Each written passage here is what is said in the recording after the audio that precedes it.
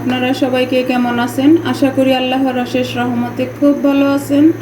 আমিও আপনাদের দোয়া আলহামদুলিল্লাহ ভালো আছি। তো এই ঈদের পরে একটা মুখরোচক রেসিপি নিয়ে আসলাম, সেটা হলো শুটকি দিয়ে কচু রান্না। তো এই কচু রান্নাটা হলো, এটা হলো অনেকে বলে পানি কচু, অনেকে বলে লম্বা কচু, আমরা লম্বা কচুই বলি। তো এই রান্নাটা আমি এক নোয়াখালীর ভাবি আমাকে খাওয়াইছিল, সেই থেকে এটা এত টেস্টি লাগে, প্রায় সময় আমি এই রান্নাটা করি। তো এখন এই ঈদের পরে যাদের মুখে রুচি নেই তারা কিন্তু এই রান্নাটা করে খেতে পারেন। তো প্রথমত এই যে আমি এখানে একটা কচুর হাফ নিছি, ওজনে হবে হাফ কিলো। তো এখন আমি এই কচুটাকে যেভাবে কেটে নিছি, এখন একটু কচুটাকে সিদ্ধ করে নিব। সিদ্ধর জন্য এই যেখানে আমি পানিটা বসাই দিছি অলরেডি। এখন আমি এখানে কচুটা দিয়ে দিব। বিসমিল্লাহির রহমানির রহিম। কচুটাকে একটু সিদ্ধ করে নিব। এই যে এখন এটাকে ঢেকে দিব, ঢেকে তারপর এটাকে একটু মানে পুরোপুরি সিদ্ধ করব না, হাফ সিদ্ধ করে নিব আর কি। দেখেন আমার কচুটা হাফ সিদ্ধ হয়ে গেছে। এই যে এখন এটাকে আমি নামাই নিব, নামাইয়া আমি রান্নাটা শুরু করব। এই যে এখন এখানে দিয়ে দিব আমি তেল। এখানে আমি 2 চামচ তেল দিলাম। আর এখন দিব আমি বড় সাইজের একটা পেঁয়াজ কুচি। এই যে এখন পেঁয়াজটাকে প্রথমে একটু ভেজে নিব। এই যে পেঁয়াজটা লাল করে ভাজা হয়ে গেল, এখন আমি এখানে দিব 1 চামচ রসুন পেস্ট। আর এখন একটু পানি দিয়ে দিব, যেহেতু গুঁড়ো মশলাগুলো দিব। দিয়ে এখন এটাকে আমি মশলাটাকে ভালোভাবে একটু কষাই নিব আর কি। প্রথমে দিব আমি স্বাদ মতো লবণ। এই যে 1 চামচ দিব হলুদ গুঁড়া।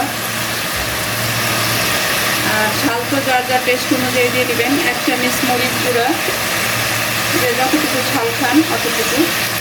আর 1 চামচ দিব ধনে গুঁড়া।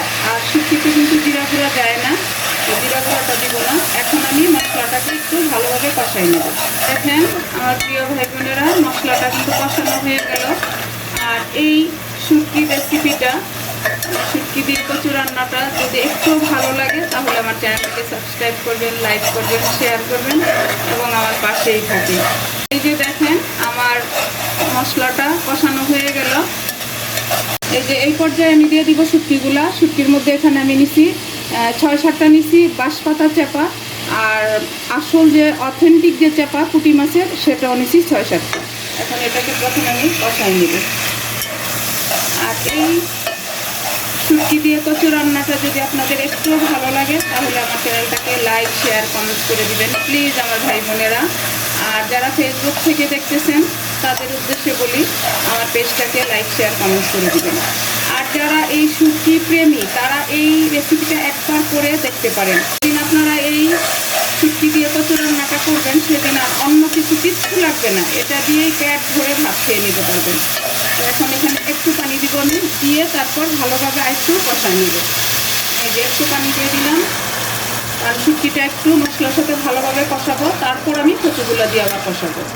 এই যে দেখেন শুটকিগুলো আমি কষাই নিতেছি। আর এভাবে কষাই নিলে হয় কি, এই যে শুটকির যে মাংসটা আলাদা হয়ে যায়, এই যে কাঁটাটা আলাদা হয়ে যায়। এভাবে কাঁটাটা ফেলে দিলে মুখে আর কাঁটাটা লাগবে না।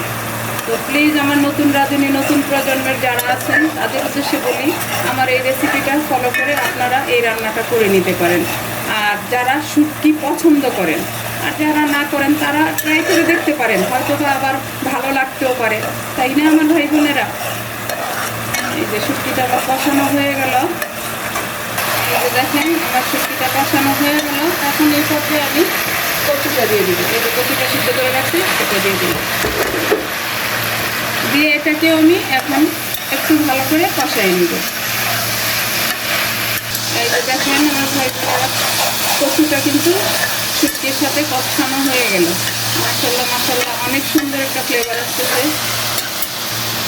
এই যে দেখেন মনে হচ্ছে যেন এখনই ভাত নিয়ে বসে পড়ি, কারণ শুটকি তো আমার অনেক পছন্দের একটা খাবার। আর এই রেসিপিটা এত টেস্টি হয়, মানে বললামই তো আমি, এই ভাবি যখন খাওয়াইছে তখন থেকে এটা আমার মাথায় থেকে, যখনই কচু আসে তখনই আমি এইভাবে রান্নাটা করি। কচু বা শুটকিটাও থাকতে হয়, কারণ প্রবাসে তো শুটকিটা সবসময় থাকে না। এই যে এখন আমি এই পর্যায়ে দিয়ে দিব 2টা রসুন কুচি, দিয়ে আবার এটাকে আরেকটু মিশিয়ে নিব। এই যে দেখেন এখন রসুনটা দিয়েও আমার কষানো হয়ে গেল। এখন আমি এই শুটকি দিয়ে কচু রান্নার ঝোলের পানিটা দিয়ে দিব।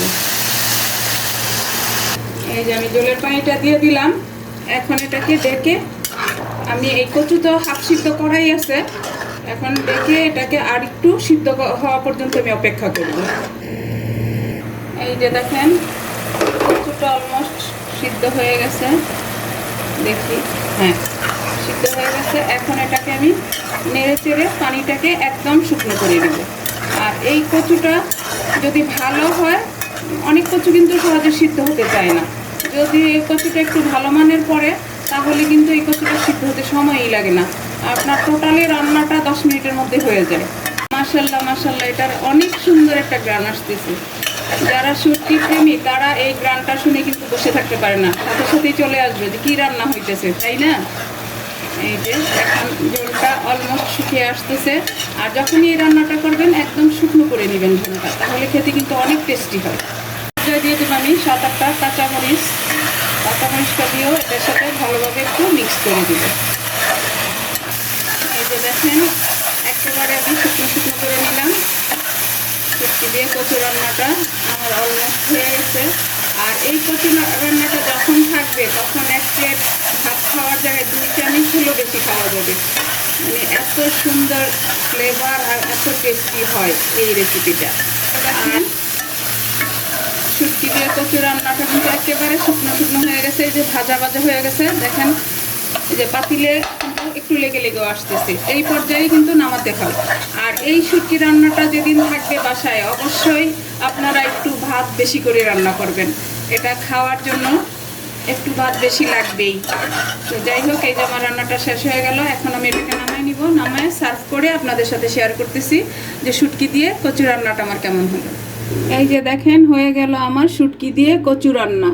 এই গরমে যে প্রচণ্ড গরম, এই গরমের মধ্যে এই শুটকি দিয়ে কচু রান্নাটা অনেক মুখরোচক একটা খাবার। তো প্লিজ আমার ভাই বোনেরা আপনারাও বাসায় ট্রাই করে দেখতে পারেন, ইনশাল্লাহ আশা করি নিরাশ হবেন না। আর অনেকে হয়তো বলতে পারেন যে এটা কী শুটকি দিয়ে রান্না করা যায়।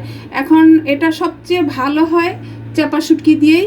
এর মধ্যে যদি অনেকে মনে করেন যে কেউ চাপা শুটকি খান না, অন্য শুটকি দিয়ে রান্না করবেন, সেটাও পারবেন, যে যেটা দিয়ে পছন্দ হয় সেটা দিয়েই করে নিতে পারেন। কিন্তু এরকম ভাজা ভাজা হতে হবে, তাহলে কিন্তু গরম ভাতের সাথে জাস্ট জমে যাবে। তো যাই হোক, আজকে আমার শুটকি দিয়ে কচু রান্নাটা শেষ হয়ে গেল। আমি আপনাদের কাছ থেকে বিদায় নিব, আবার নতুন কোনো রেসিপি নিয়ে আসবো। আল্লাহ হাফেজ।